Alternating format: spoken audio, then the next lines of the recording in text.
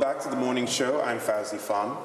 Peace Hyde is a triple threat, an actor, a TV entrepreneur, and philanthropist. British Ghanaian by birth, she spent her youth in the United Kingdom, relocating back to Ghana in 2014. In the UK, she briefly practiced as a child psychologist before embarking on a career as a science teacher.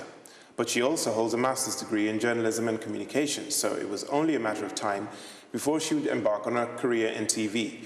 She became host of Forbes Africa's TV show, My Worst Day with Peace Hyde. Guests to date have been Africa's richest man, Aliko Dangote, and African billionaires, Florencio Alakija. In 2015, Peace starred in the HIV advocacy TV show, MTV Sugar. Not to leave any time to waste, she writes an inspirational column, A Piece of Peace, which aims at motivating Africa's youth to achieve their fullest potential. So, a very busy Peace Hyde. Welcome to the morning show. Thank you so much for having me. Did you like that rundown of everything? I think I owe you something. Like, that was so strong. Thank you so much. But tell me, I mean, you've only just recently, in a way, come back to Africa. Yeah, relocated to Africa. So what have you found the differences between your perceptions of Africa when you were in the UK? Yep. And now that you are on ground, as they say. Yes. I think growing up in the UK, you have a very different perception of Africa. You know, on the media, it's painted as a lot of dust and a very negative environment. And unfortunately, I think a lot of the youths in the diaspora are being made to believe that Africa is not as amazing as it is, and that the potential is not as ripe as it is. For me, I've always felt very strongly that there's a lot I can do in the continent, purely because my mother raised us all very, very, very in touch with Africa. She kept you grounded, and she kept you She kept me all the way grounded. Right. So for me, I've always had that connection in a strange way, even though I was born in the UK. Since moving back, I think I was blessed enough to really hit the ground running purely because I had prepared my mindset for it. Right. I'm from a home that if you don't believe that this is what I'm going to do and I'm going to achieve a lot in it, it's never going to happen. So for me, I approached coming back to Africa with the mindset that this will work. Right. And if you don't have the right mindset when you do come back to the continent, it doesn't... Things can go... Yeah, it goes pear-shaped. I was going to ask, I mean, literally a follow-on from that. I mean, are there things that, like, the Africans abroad can teach the Africans here in Africa and vice versa? Are there lessons that, you know, both the African and the diaspora, diaspora and those locals? I think it really is a heavy educational experience for both parties. Why? Because I think that there's certain systems and structures that you're used to in the UK or the States that don't necessarily happen here. But at the same time, the way of life here is so innovative. And for me, I mean, I like to say it's a very passion-driven environment, which I feel is not fostered in the UK personally. Right. You're taught to kind of rely on the systems and, oh, I'll see what happens when payday comes, and you're very relaxed. Whereas in Africa, there's a drive, there's a constant hunger to be better and be greater. And for me, that was one of the biggest things that hit me and that actually inspired me to follow this journey, which has led me to where I am today. So when you first came back, you first were in Ghana. I am. I'm Ghanaian. Right, of course. I'm Ghanaian. But I mean, you're now living in Nigeria? I am. I relocated to Lagos about a year ago. I cover the West Africa division for Forbes Africa. So it means that I am moving around a lot. I'm still in Ghana a lot. But now Lagos is the main base. Right, so cheap one here, but being in Ghana and Lagos, so which jollof rice is actually better then? I mean, it's the question on everyone's lips. Is it Ghanaian really unfortunate or Nigerian because jollof? I think that Nigerians need to taste some serious Ghanaian jollof rice. It will change their lives. Right. I mean, your earning opportunities expand, your skin gets better. You just lost half of your audience right now. Those that will try it will thank me, trust me. Okay, now that's nice. So tell me about your introduction into the media world out here. We often discuss gender and sometimes age discrimination within industries. Yes. How have you found, you know, being from the UK, coming back to Africa, now having this role where you're in front of the camera, you've got a voice. How have you found how have people accepted you? I think one of the first lessons I kind of learned is that if you're looking at penetrating a market, no one's going to necessarily open the door and hug you and welcome you in. You've really got to create your opportunity for yourself and then excel at it. And I think I've been very blessed in that department in the sense of I made a decision to move back. I've always had a love of the creative arts. And once I decided to follow that passion, it was literally just how many opportunities can I create for myself. There was a lot of perceptions and I would say misconceptions really about why I was in the media space and what brand I was really going to fulfill while I was here. But I think I always say you have to have the right mindset because it's about your vision for yourself. And as long as you understand what your message is and why you're here and what drives you, I think it's only a matter of time before the pieces will start falling into place and echo that. And where people basically, they take you at your word, they take you for the work that you're doing. I mean, because you started off as a teacher, so... Yes, I was teaching in the UK for nearly 7 years, chemistry, biology and physics. And science. Yes. I was supposed to be a doctor, so this was a cop-out, actually. I had to kind of reach a balance with my mother. But yes, so I taught the sciences for quite a few years and got to senior management level, and I really enjoyed it. But I just felt like there was more I could do, and I knew that, you know, I want to fill out my passion. I want to see how far this passion could go. So that's what I decided to do. I left everything and started again, and I'm very blessed. God has been very good to me. So. Fantastic. So tell me about this acting career that you, I mean, just, you know, off screen we were talking about this. How did you manage to get onto MTV Sugar? When I started with most things, I think there's no real clear system. You've really just got to throw yourself in and find your way. So initially I thought, you know, I want to give acting a try, but I didn't want to do... But it's not quite the same though, is it? I mean, on your show, with you know, being the interviewer, you know, you're afforded a bit more control, whereas... Of course. As an actor, I mean, you're perhaps just interpreting the script. For me, it wasn't really an element of control. It was more, I felt, finding your passion. The media industry is very vast. Acting, TV presenting, event hosting, there's so many different things you can do. And I felt like I wanted to give each area a try. So when I did acting, the reason why I chose to do MTV Sugar is because I loved that it was edutainment. It wasn't just, you know, acting where I'd have to be a whole different person, but there was a message in it. And coming from a heavy educational background, I could relate to that whole experience. So for me, I love the fact that I was able to play quite a motherly role, which was quite safe for me, to be honest, where you're actually sending that positive message about HIV and AIDS and the real issues that covers. So I think it was a very blessed opportunity, and I really got the opportunity by flying down to Lagos and auditioning. I'd been following it quite avidly already, and I knew that that was one of my goals that I had set myself, that I wanted to be part of this amazing production. So I was extremely excited when I got that opportunity. But any other further acting jobs in the offing? Are you? I mean, I am currently speaking to Steven Spielberg, but we'll see how it goes. No, I'm joking. But I'm so thrilled that you believe that. You never know. I receive it if it happens. But yes, no, for me, I'm not ruling out acting completely, but right now I'm very excited about where I am.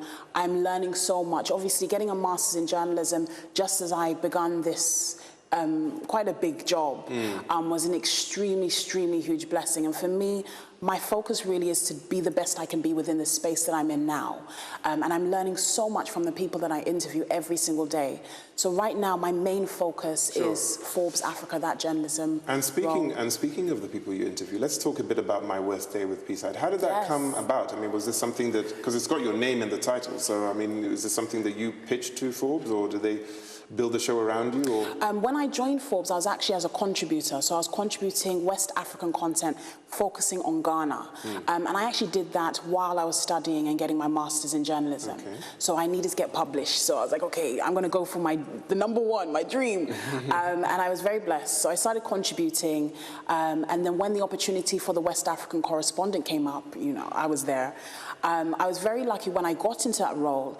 We were going through a lot of transition. We were looking at how to develop the brand more and how to make it access a millennial audience. Because I have quite a heavy entertainment profile at that time, they felt you have a level of connection with millennials. So what can we do to bring the quite large entrepreneurs that we've all celebrated and get them in touch with more millennial, younger, up-and-coming audience. And we thought, okay, let's look at My Worst Day. It's actually a section on the magazine that we cover, but we decided to bring it into a TV format. And we thought, if we're going to do it, it's Forbes. Let's do it with the real titans. So we went with yes, Aliko Dangote is one. I mean, that's been shown, and also billionaire is Florence Alakija. Yes, we've had. She's a very powerful woman. How was it interviewing her? She is remarkable. She is the most humble, hardworking, focused woman aside my mother, I've ever met. I love the fact that she was very honest in her interview, and she was very frank. A lot of people, when you see all the covers and you see all the billionaires and stuff, you always There's a disassociation between the image and the person. But she made no bonds about it, that it took a very long time to create that overnight success. And that was something that Aliko Dangote, Cosmos Maduka, they all actually emphasized, that this was not an instant get-rich-quick scheme. And that's what I love about the My Worst Day series as a whole. It talks about the gradual steps they took to realize that they could become this powerhouse. And that wasn't actually the original goal, but it was just following a passion at all costs. I mean, I think that that's quite an important message, that, I mean, you know, no successes are overnight successes. Certainly. Right, so, I mean, and through the format of this show, you've been able to really explore that. Definitely. But, I mean, what exactly, because you've got a new show now, and we'll be talking about that when we come back, but I just wondered, how exactly are you balancing the two? I mean, is My Worst Day with Peace Hyde, is that now, is that series continuing, and then it's going to be supplemented by your new show, or? We have the first season now complete. This is actually the final episode this month, so I'm really excited about it. And we actually close with a Ghanaian, which is obviously close to my heart. And then we have Against All Odds, which is now focused on Forbes Woman. It's not the complete end of My Worst Day, but it will be a Forbes Woman season for now, and then... Are you saying that the previous concept inspired the following concept, or...? No, Against the Odds is actually also a focus piece for Forbes Woman magazine. Right. So we have 3 publications. It's Forbes Africa, which covers all the entrepreneurial stories, Forbes Woman, and then Forbes Life. So Forbes Woman, their focus was Against the Odds, which is a similar concept, but now it's focusing on the female entrepreneurial story. And it's really focused on the inspiration behind how they've managed to develop and create a voice for themselves in their respective industries. Right, well, you're jumping the gun a bit, because I mean, in a minute we're going to have to go to a break. Right. Just one last question, though. You said that you come from a family of 4. That's correct. And I think you're the only one doing what media, you're... Right. Yes. So what I have 2 engineers and a lawyer in my family. My mum's done very well. I see. So that's where all the science comes from. That's correct. Okay. Fantastic. So when we come back, we're going to be talking about Against the Odds.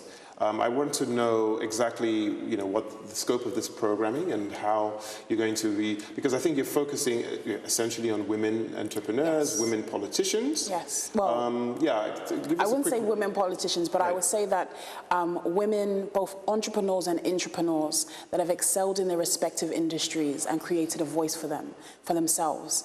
And the idea of it is for really young women to look at them and essentially get a masterclass in how to create your own stamp as a woman in this part of the world. Great. Right, so I'm going to stop you there. We'll be right back. We're just going to take a little break now. We'll have more from Peace Hyde when we come back.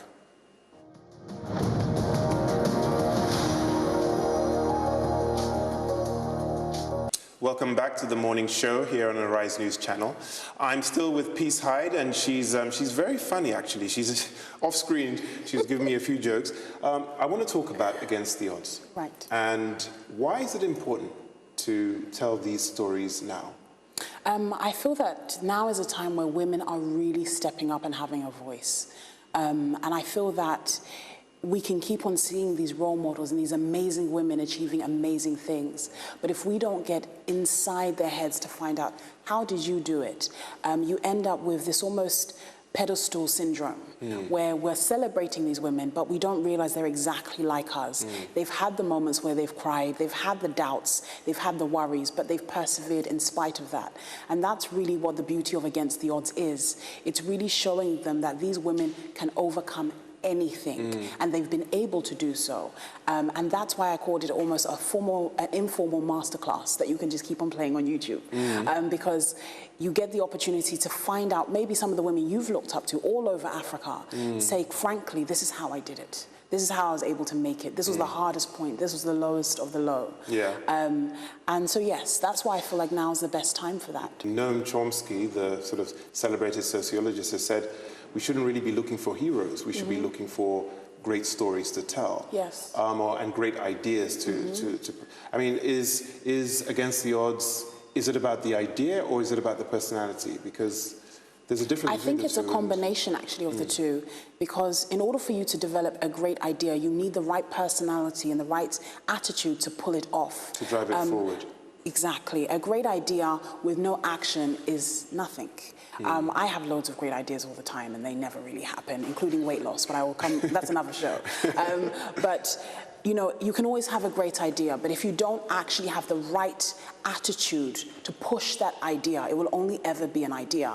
And I think that I agree, you shouldn't create heroes, but I do think it's important to celebrate people that deserve the acknowledgement. And that's what really the Forbes brand and Forbes Woman is all about. We celebrate the entrepreneurial story of real people that have achieved exemplary things.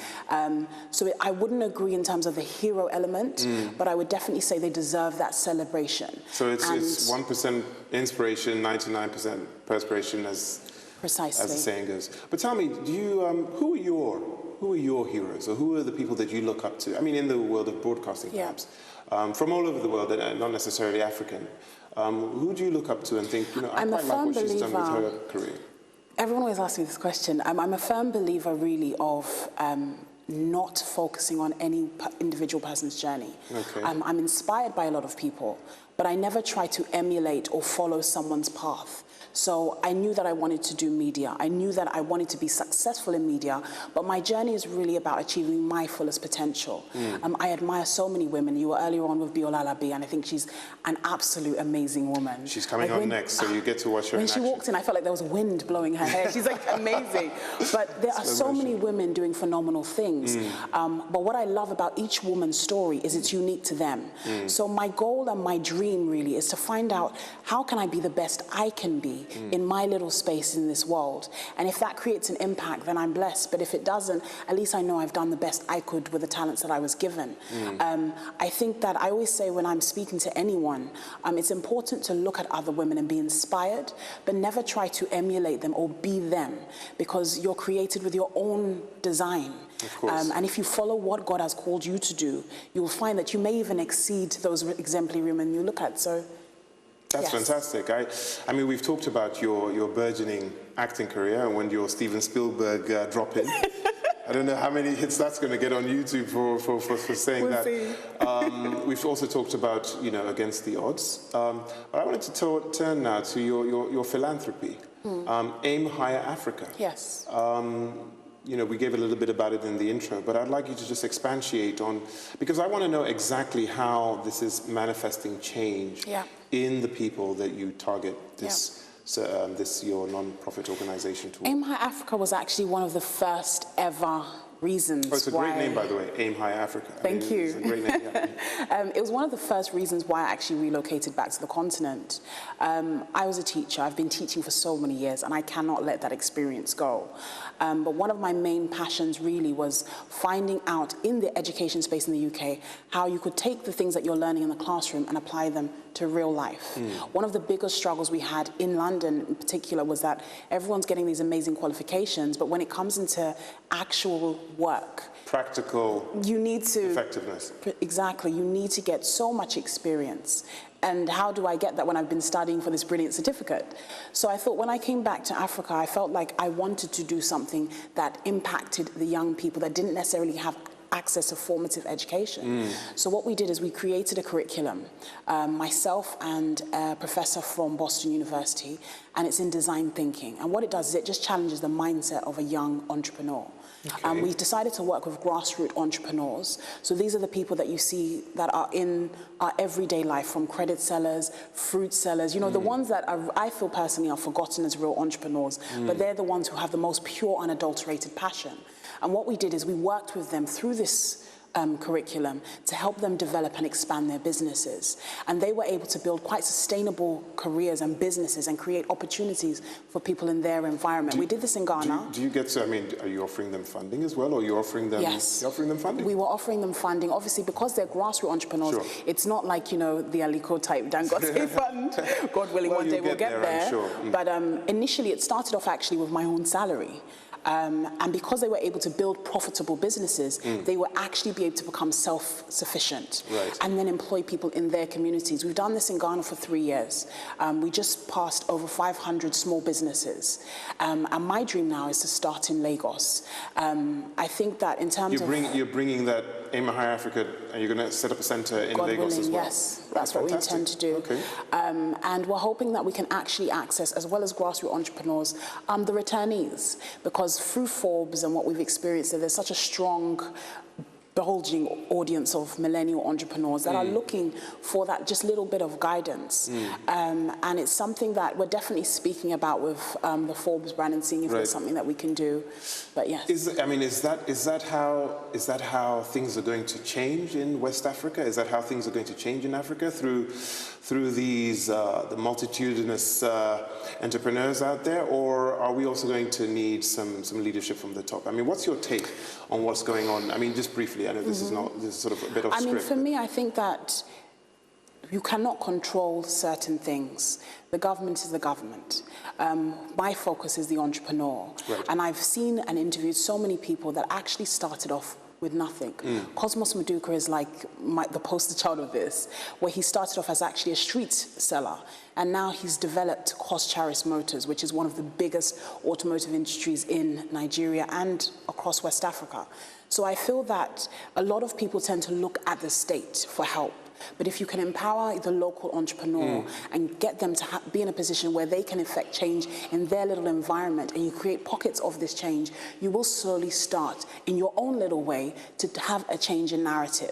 I think it's important to understand the power of social media and how active we are on it. And by people documenting their growth stories, you're not only being able to change the perception of what it's like to be in business on the continent, but you're also showing that there is so much opportunities for growth here.